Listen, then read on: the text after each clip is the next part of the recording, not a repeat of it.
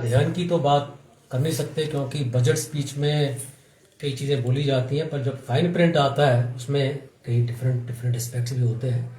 तो जो budget speech में, तो आपने जो प्रश्न पूछा हिमाचल के लिए, तो हिमाचल के लिए तो एज सच कोई अनाउंसमेंट बजट में नहीं है।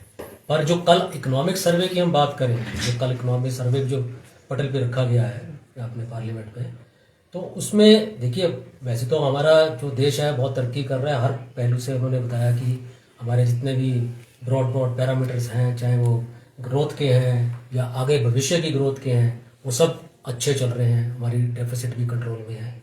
पर लेकिन एक जो चीज़ जो चिंता का विषय जो हिमाचल का इस करने की बात कर सकता हूँ मैं, उसमें ये है कि हमारा जो इकोनॉमिक सर्वे में उन्होंने कहा कि इस बार जो चाहे एमएसएमई की ग्रोथ है, चाहे एग्रीकल्चर की ग्रोथ है, या कोई और भी सेक्टर की ग्रोथ है, वो सारा जो दरमदार है वो स्टेट के ऊपर कर दिया कि स्टेट की में इसमें बड़ी भारी भागीदारी रहेगी।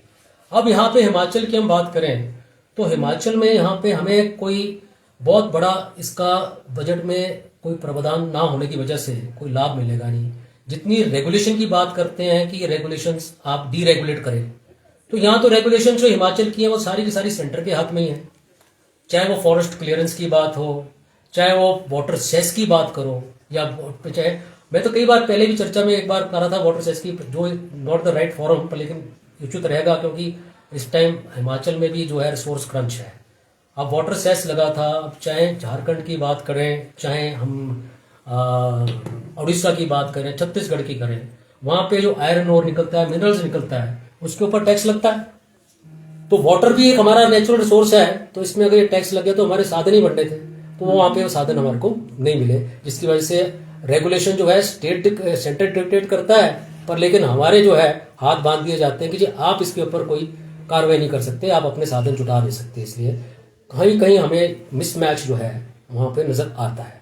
इसमें जो आप हिमाचल की बात कर सर, जिस तरह से जो स्लैब है इसका इस बार इनकम टैक्स का, क्या लगता है कि इसमें राहत मिली है लोगों को, या फिर अन्य जगह कोई राहत दी है सरकार ने? महंगाई क्या बढ़ेगी कि नहीं बढ़ेगी? देखिए, महंगाई की जो सी हम बात करें, लास्ट क्वेश्चन पहले उसको ले लेते हैं। महंगाई तो एक कंज्यूमर प्राइस इंडेक्स है, होलसेल प्राइस इंडेक्स है, वो निर्भर करता है कई आंकड़ों के ऊपर। बजट में डेफिनेटली जब फिस्कल डेफिसिट को हम कंट्रोल करते हैं तो महंगाई में कहीं ना कहीं तो अंकुश लगा रहे हैं। जहां एक पर्सनल टैक्स पेयर्स की बात करते हैं, तो जो पहले कॉर्पोरेट सेक्टर को आज से 2 या 3 साल पहले काफी बड़ी राहत दी गई थी, वैसी राहत मैं महसूस कर रहा हूं कि मिडिल क्लास को राहत तो दी गई है इस बार इस बजट में, जिससे कि उनको एक डिस्पोजेबल इनकम जो उनके हाथ में फॉर इन्वेस्टमेंट या सेविंग के लिए या खर्चा करने के लिए वो उनके हाथ में आएगी। जैसे अब ये हेडलाइन तो ये आ रही है कि 12 लाख तक आपका को टैक्स नहीं है, पर ऐसा नहीं है कि 12 लाख तक टैक्स नहीं है। इसमें भी उससे पहले भी 3 स्लैब आते हैं। ओल्ड रजीम है और न्यू रजीम है, 2 चीजें हमें समझनी पड़ती हैं। जो ओल्ड रजीम में है उसकी जो लिमिट्स हैं वो 0 से लेके 4 लाख तक अलग है, 4 से 8 तक अलग है, फिर 8 से 12 तक अलग है। पर लेकिन एक जो ये है कि 24 लाख के ऊपर ही अब 30% लगता है, जिससे कि एक डिस्पोजेबल इनकम 100% जो है, चाहे वो सैलरीड क्लास है, चाहे एक आम टैक्स पेयर्स हैं। आज हमारे 6 करोड़ के आसपास टैक्स पेयर्स हैं, जिसमें से 3 करोड़ ही लगभग टैक्स देते हैं। बाकी जो 3 करोड़ की जो रिटर्न्स जाती हैं वो 0 की ही रिटर्न्स जाती हैं। जो 3 करोड़ में से काफी ऐसे लोग जो आएंगे, उनको किसी को 10,000, किसी को 20,000, ज्यादा से ज्यादा 80,000 रुपया का फर्क पड़ेगा हर आदमी को। तो उनके पास जब पैसा हाथ में होगा तो वो खर्चा भी करेंगे, ठीक है ना। खर्चा करेंगे तो एक इकोनॉमी में एक चर्निंग इफेक्ट आता है।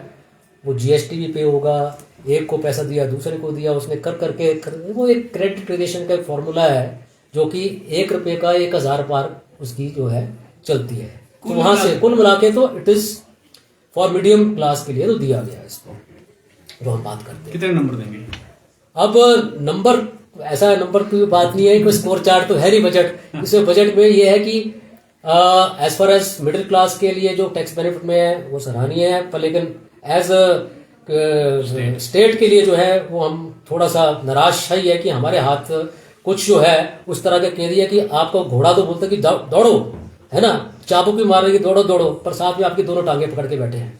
तो इसलिए हमारे को हिमाचल में थोड़ी सी यहाँ पे कमी नजर आती है। को टूरिज्म में हमारे को दे देते, को रेलवे लाइन दे देते, गग्गल का एयरपोर्ट ही कह देते कि हम बढ़ा रहे हैं, जिससे कि कोई बढ़ावा मिलता, कोई एम्प्लॉयमेंट की बात कर लेते, तो वो एक अच्छा संकेत रहता है यहाँ पे। ठीक है। सर, आपने